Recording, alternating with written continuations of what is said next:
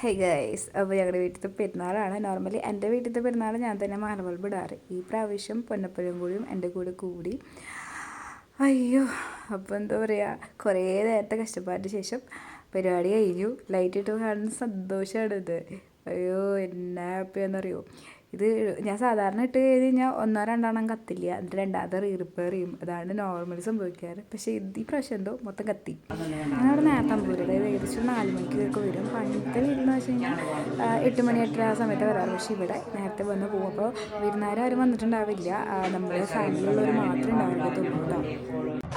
എൻ്റെ വീട്ടിൽ 3ാമത്തെ സന്താനമായി ഞാനാണ് എൻ്റെ വീട്ടിൽ കുഞ്ഞാവ്. അതുകൊണ്ട് തന്നെ ഞാൻ തന്നെയാണ് എല്ലാ പ്രാവശ്യമായിട്ടും അമ്പെടുക്കുന്നത്. ഒരു 4ാം ക്ലാസ് വരെ ചേട്ടന്മാർ എടുത്തിട്ടുള്ളൂ. 4ാം ക്ലാസ് തൊട്ടുള്ള അമ്പൊക്കെ ഞാൻ എടുക്കണം. കാരണം കയ്യിലിരിക്കുന്ന മുട്ട പൊട്ടി കഴിഞ്ഞാൽ അത് സീനാവില്ല. അപ്പോൾ അതുകൊണ്ട് തന്നെ ആ ഒരു പ്രായം തൊട്ട് ഞാനാണ് എടുത്തു തുടങ്ങിയത്. അത് വരെ എൻ്റെ കൂടെ തൊഴിച്ചിട്ടില്ല ഇവിടെ. ഇനി അടുത്ത വീട്ടിൽ കൊണ്ടു കൊടുക്കണം.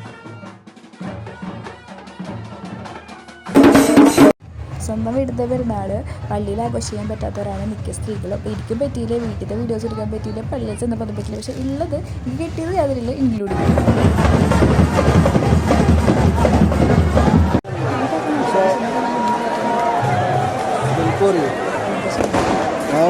ഞാൻ അവളെ നേരത്തെ നിന്നിട്ടുണ്ട്. 4 മണിയിൽ കുർബാനയ്ക്കാണ് പോയത്. അവിടെ ചെന്നപ്പോൾ അങ്ങനെ ആരും ഉണ്ടായിരുന്നില്ല. അതുകൊണ്ടാണ് ഞാൻ അവിടെ ഒറ്റയ്ക്ക് ഇരുന്നത്.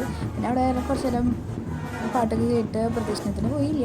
മതിയായതുകൊണ്ട് അങ്ങോട്ട് പോയില്ല, അവിടെ പള്ളിയിൽ തന്നെ ഇരുന്നു. പിന്നെ രാത്രി ആയപ്പോൾ ബാനസെറ്റും കാര്യങ്ങളും വന്ന്